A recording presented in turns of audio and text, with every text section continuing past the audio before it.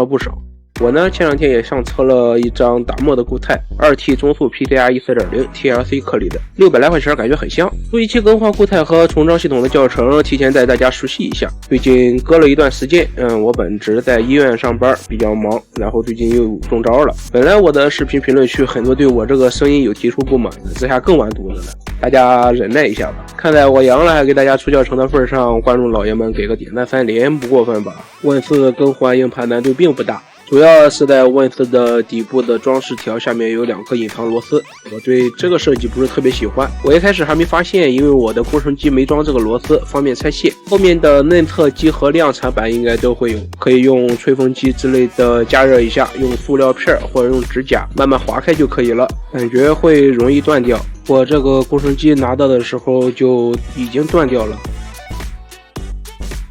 背面就比较好拆了，后面有6颗螺丝，我们用细长一点的螺丝刀可以拧下来，采用的是卡扣的结构固定的，可以用指甲抠一下或者用塑料片撬一下。打开之后有排线，一根是连接备件的，一根是 WiFi 天线，我们往下翻就可以了，可以不用断掉排线。然后我们看到风扇的2颗螺丝拧下来，我这个只有1个，不用拔掉排线，轻轻的往上提，风扇翻过来就可以了。取下来风扇，我们可以看到硕大的散热结构，在如此小的机身里面安排了双热管和独立的电容导热板，难怪Win4散热如此的好。必要取下主散热右侧的导热板，我建议所有玩家更换固态或者进行什么进阶操作之前，都要断开电池连接，以确保安全。拧下3颗螺丝，取下导热板后，断开电池连接，然后我们就可以继续更换固态了。有些小伙伴还想玩些进阶操作，比如更换硅脂之类的，想要进一步降低温度的操作，我后面会进行一些整理，买好了材料再来制作一期视频。拧下固态螺丝，固态就会翘起，我们斜向取下原装固态，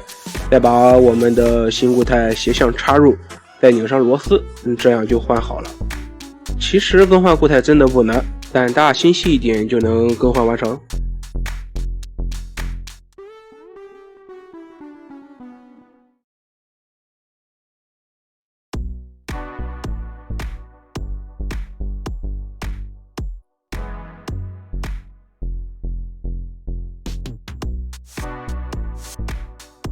Win4电池排线也比较好插，扣好就行了，再复原导热板和风扇即可。然后我们盖回盖子，拧好螺丝，固态就换好了。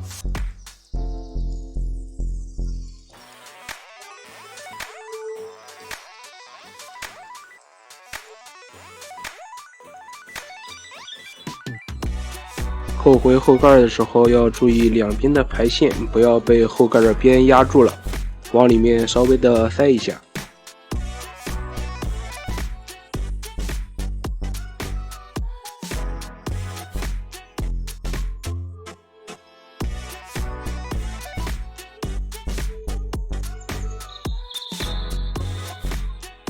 安装好新固态以后，我们的新固态里面是没有安装操作系统的。我接下来再教给大家安装操作系统，需要准备一个 PE 系统 U 盘，推荐使用 VPE， 还需要一个 U 盘或者 TF 卡搭配读卡器，大于16G。需要我们先从电脑上面格式化 U 盘，格式化成 NTFS， 盘名改为 WinPE， 然后我们从 GPD 官网下载固件包和驱动。Win4的固件包还没发出来，我先用 WinMax 2的来演示，通用的。驱动包也是 WinMax 2和 Win4通用的。下载解压好固件，我们将文件夹里面的所有文件复制到准备好的 U 盘 TF 卡内备用。驱动包直接解压整个文件夹到 TF 卡和内存打入系统。首先插入我们的 PE 系统盘，由于全新的固态没有进行过初始化，需要先进入 PE 分配分区。由于新固态内没有系统，插入 PE 系统盘后，开机会直接进入 PE 系统。如果开机黑屏，请耐心等待一下，断电后会重置 BIOS。分配好分区后，换成我们之前做好带有固件的 U 盘或者 TF 卡，然后我们将键盘推上去，重启的时候我们按 FN 加 F7， 机器的带键盘真的非常方便，或者开机按 DL 进入 BIOS，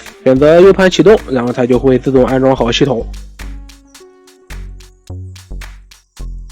安装好系统后，我们按照流程激活 Windows， 进入桌面后再运行驱动安装文件，还需要安装 AMD 驱动就完成重装了，是不是非常简单？我们已经给 GPD 提出过建议出厂预装 Win11 22H2 版本，这个版本的游戏运行效率佳，还可以安装能源执行 X 以限制后台一些应用。如果预装的是 21H2， 我们也可以自行下载 Win11 安装助手，自行升级到 22H2。强烈推荐所有68060 Win 掌机安装此 Win11 版本。更换固态和重新安装系统的教程就到这里了，非常的简单，一学就会。如果有不懂不明白的，可以私信或者留言告诉我。如果此视频给你带来帮助，麻烦你给个点赞或者3连，这对我也有